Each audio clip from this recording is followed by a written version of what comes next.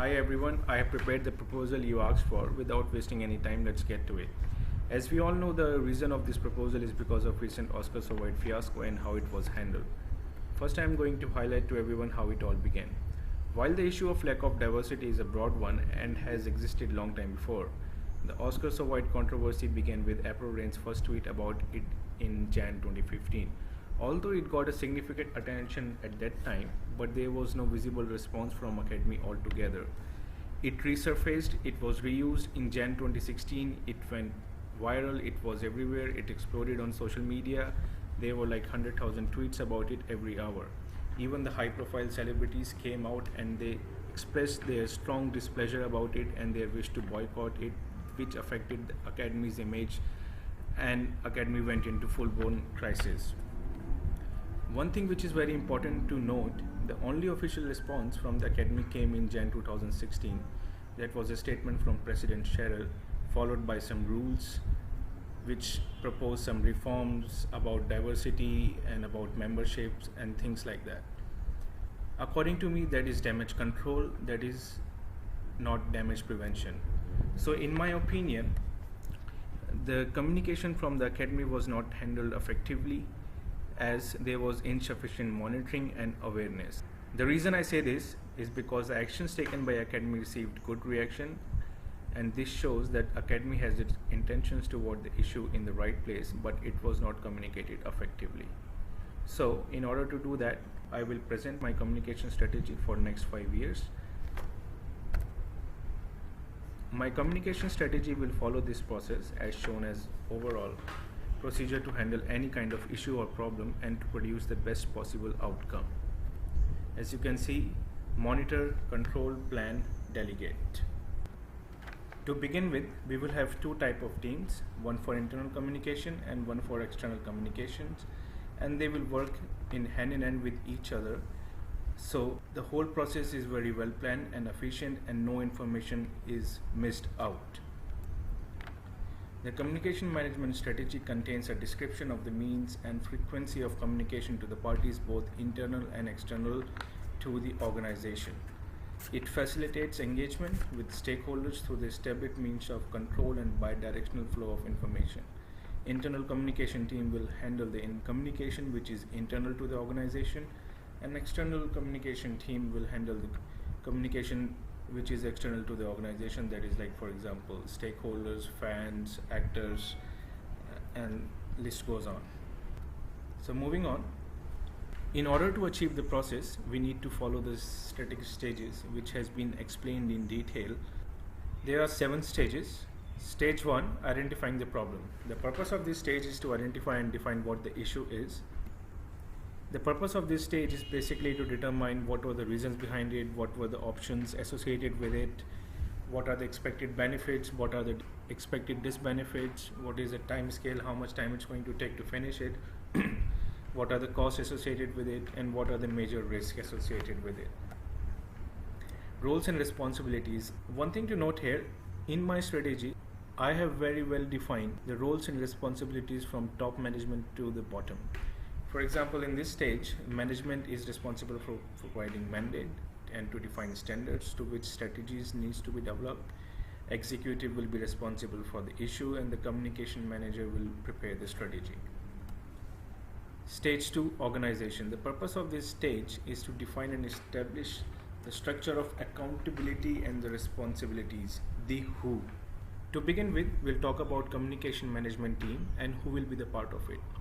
A successful team should have user and stakeholder representation, ensure appropriate governance by defining responsibilities for directing, managing, and delivering, and clearly defining accountability at each level, have periodic reviews of the roles throughout the process, and also have an effective strategy to manage communication flows to and from stakeholders.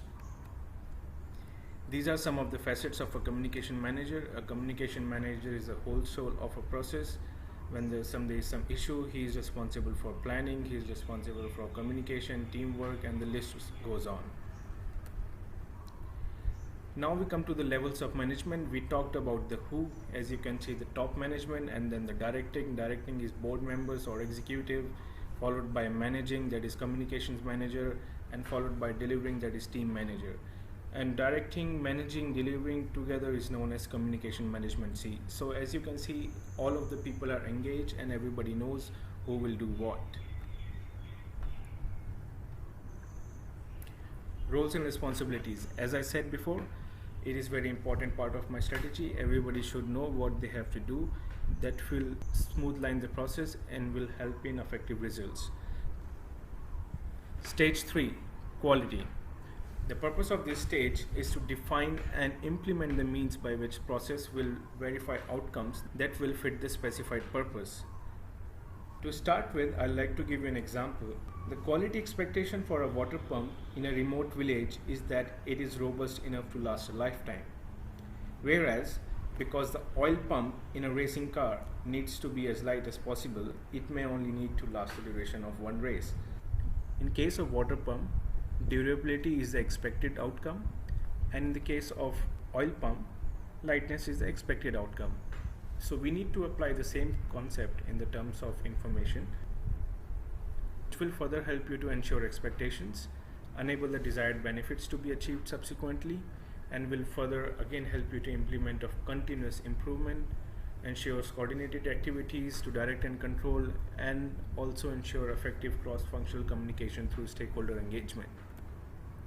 Again, roles and responsibilities. Top management will provide details, will provide quality assurance, executive will approve quality management strategy and confirm acceptance, and the list goes on.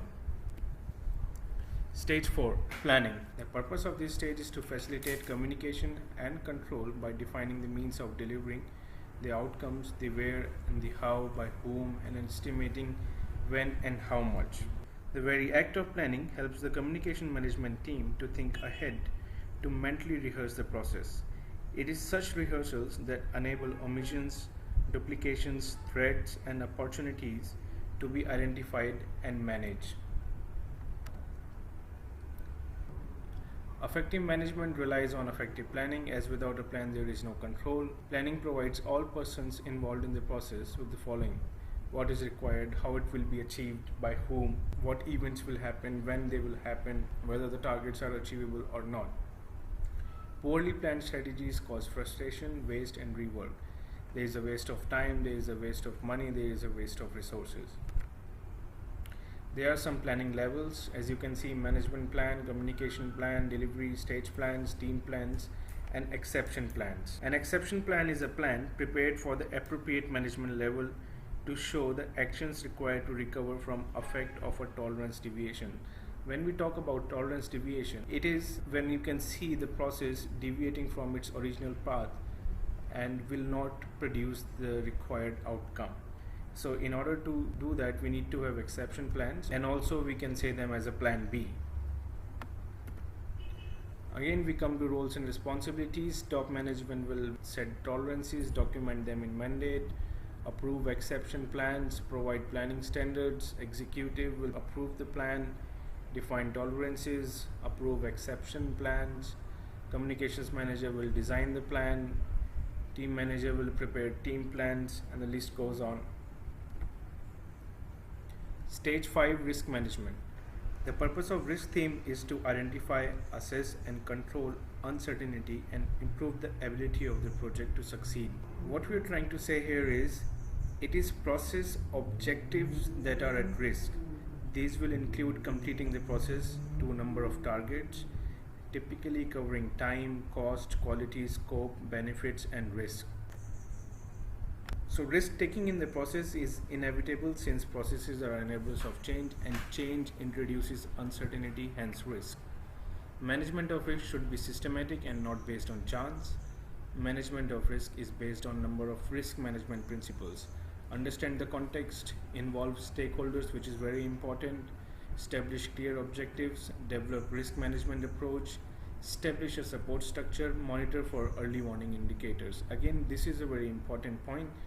This is something which I have highlighted before. Monitoring is very important. You should have a dedicated team just for monitoring. This is a risk management procedure. Communicate, and then you identify the risk, you assess, you plan and implement, and then you communicate it. Roles and responsibilities. Top management provide risk management policy and risk management process guide. Executive will be accountable for aspects of risk management. Communications manager will create risk management strategy, and team manager will participate in identification and assessment and control of risk. Stage 6, change. The purpose of this stage is to identify, assess and control any potential and approve changes to the baseline. Change is inevitable during the life of a project, and every project needs a systematic approach to the identification. Change may arise from team members, stakeholder requests, complaints, or wide range of the factors. Issue and change control is continual activity performed through the life of the process. The aim of issue and change control procedure is not to prevent changes. It is to ensure that every change is authorized by relevant actors before it takes place. So here what we are trying to say is, when you are in the middle of a process to get a specific outcome, but there will be some external changes, there will be some requests from the stakeholders, it can be requests from the team members, it can be requests from the board members. So you should have a change authority in the place, you should have a plan how you will proceed towards it. This stage is there and help you to guide through that. There are some examples of priority and severity of changes. We'll talk about one scheme which is called MOSCO. Must have, the change is essential for viability of the process. Should have, the change is important and its absence weakens the case. When we say weakens the case, the desired outcome. Could have, the change is useful but its absence does not weaken the case. Won't have, for now the change is not essential nor important and can wait.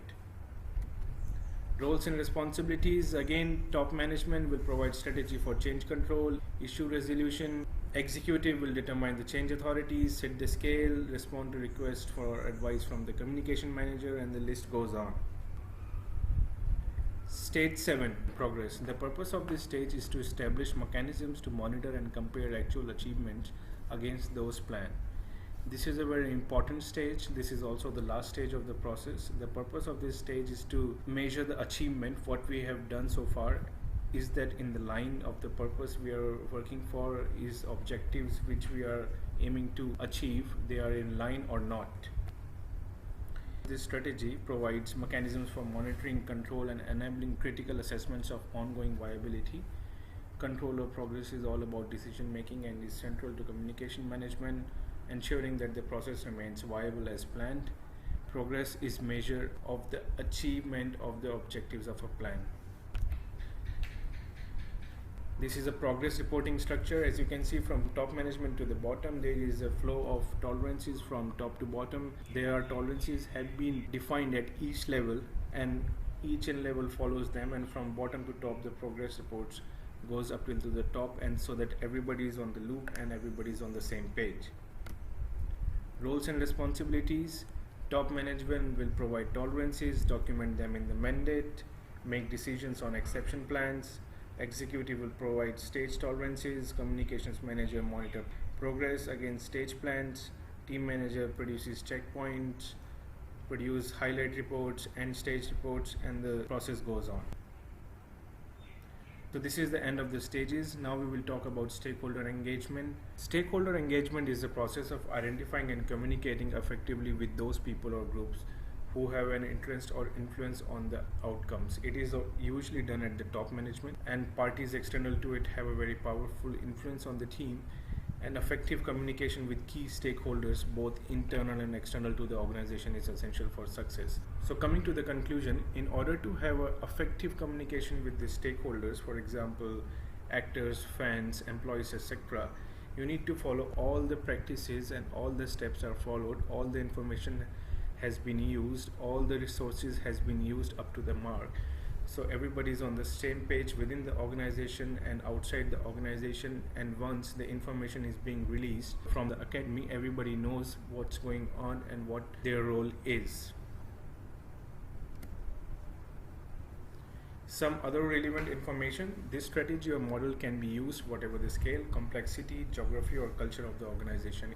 A log register will be maintained which will record all the activities in all the stages on daily basis, therefore creating a database which can be helpful as a reference when a similar problem arises in the future. It will be like a business case, everybody can refer to it and they can see and they can learn from their past experiences what they had done before and what could be done now to avoid any repetition of the mistakes.